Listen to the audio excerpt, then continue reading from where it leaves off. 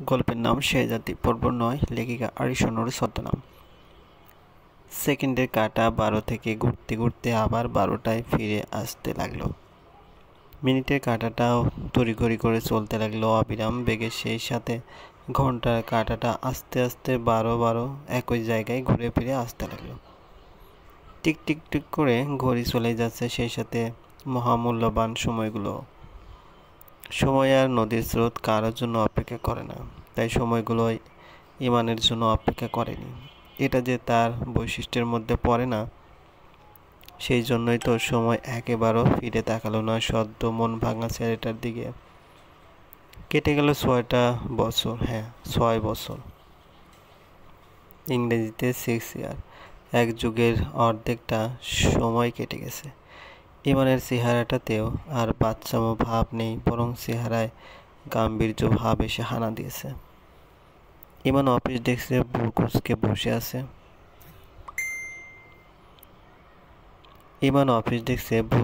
বসে আছে। ফাইল হাতে নিয়ে বসে আছে। তার মেজাজ ভয়াবহ খারাপ। প্রচণ্ড রেগে আছে সে। তার মনে হচ্ছে ডেস্কের সব কিছুই ভেঙে চুরে ফেলতে। ইমান অতিরিক্ত রাগান্বিত গলায় ডেকে ওঠে, আজাদ ভাই, আজাদ ভাই। সঙ্গে সঙ্গে এক মধ্যবয়সী লোক প্রায় দৌড়ে এলো। ওনার মুখে চিন্তার ভাস। উনি রুমের দরজা ঠেলে ঢুকতে ইমান থমথমে গলায় বলে ওঠে, এইসব কি দেখছি আমি? আজাদ নামক লোকটি ভয়ে কাঁচুমুচু হয়ে গেল এবং বলল, স্যার। আজাদ ভাই, আমি কোনো অজুহাত শুনতে চাচ্ছি না। আপনি আমাকে শুধু একটা প্রশ্নের উত্তর দিন। আমাদের কোম্পানি মাত্র ৩ মাসে ৭.৫ কোটি লস কিভাবে খাইল? এতগুলো টাকার ধাক্কা কোম্পানি সামলাবে কিভাবে? আমি কি নিজের পকেট থেকে টাকা দেবো এখান? আপনাদের কোনো কাজটা করার জন্য হায়ার করা হয়েছে শুনি। স্যার, আসলে প্রতিপক্ষ দলেরা অনেক পাবলিসিটি পাচ্ছে, এজন্য আমাদের কোম্পানি লসের মুখে চলে যাচ্ছে। পাবলিসিটি আর কতই বা পাবে যে একেবারে ৩ মাসে ৭.৫ কোটি গচ্ছা যাবে?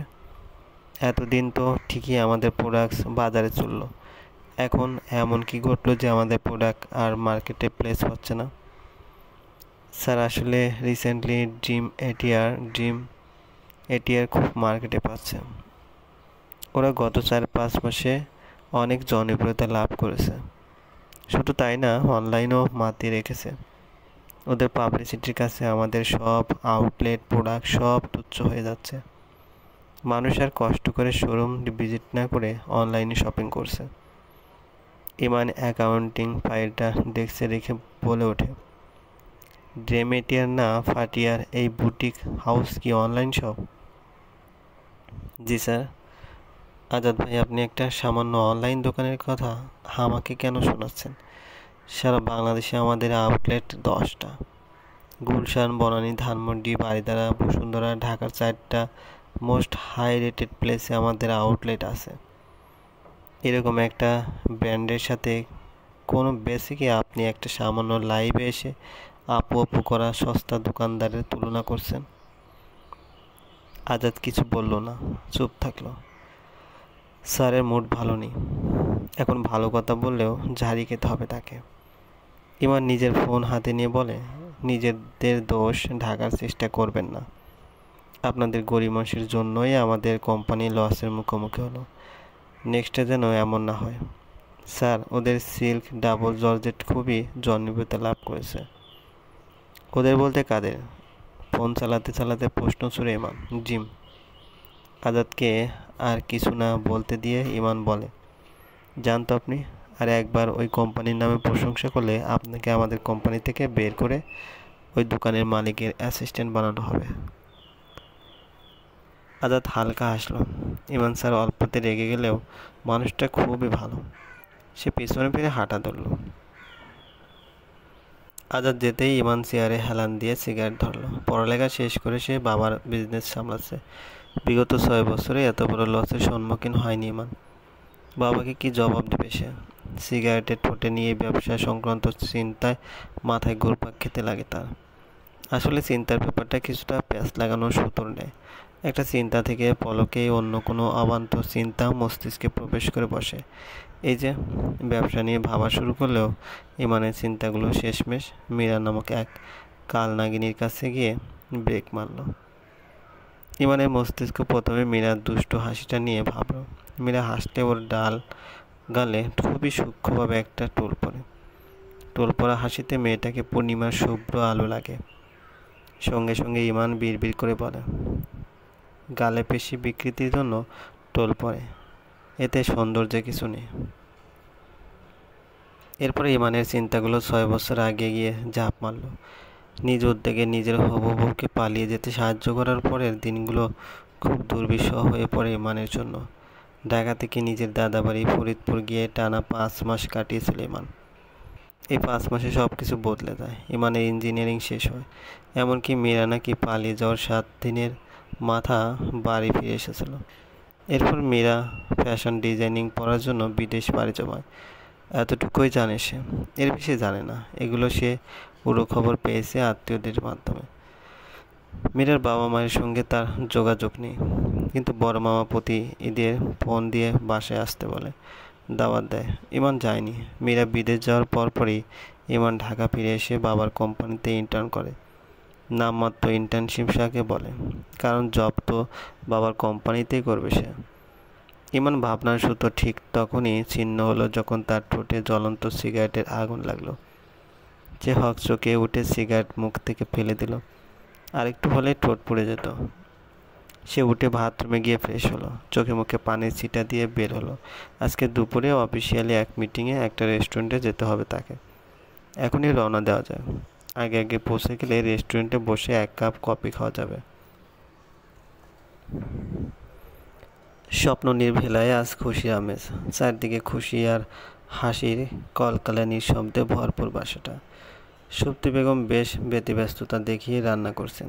কাচ্চি বিরিয়ানি রান্না হয়ে গেছে, গরু মাংসটা কষানো বাকি। ভাগ্যিস সাইমা রোস্ট বানিয়ে এনেছিল, না হলে সে একা হাতে এত কিছু সামলাতে পারতেন না। সুপ্তি বেগম আপাতত চিংড়ির মালাইকারি রান্না করছেন। সুপ্তি বেগমের হাতের রান্না চিংড়ির মালাইকারি মীরার খুবই প্রিয়। তাদের বাসার প্রতিটা সদস্য আজকে খুশি, কারণ মীরা প্রায় 6 বছর পর বাসায় ফিরছে। তার ছোট্ট মিরু কত বড় হয়ে গেছে, আর আগের মতো ছোট নেই। বুদ্ধিমান বিচক্ষণশীল হয়ে গেছে। মেয়েকে জড়িয়ে ধরার জন্য তার মন ব্যাকুল হয়ে আছে। হাজার হোক মা তো সে। মেয়ে যত ভুলই করুক না কেন, মা কখনোই তাকে ভালোবাসা দেওয়া থেকে বঞ্চিত করবে না। তিনি চিংড়িতে নারকেল পরিমাণ মতো দিলেন। অনেকে ভাবে মালাইকারিতে ইচ্ছে মতো নারকেল দিলে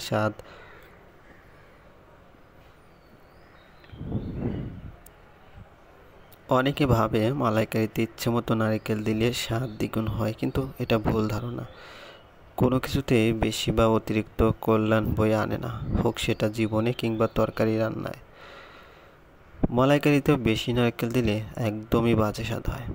সুপ্তি বেগম জোরে চিল্লিয়ে বলে, ইরা, এইরা এদিকে আয় তো। এরা বিরক্তির মুখ নিয়ে রান্নাঘরে এসে বলে, কি হয়েছে আম্মু?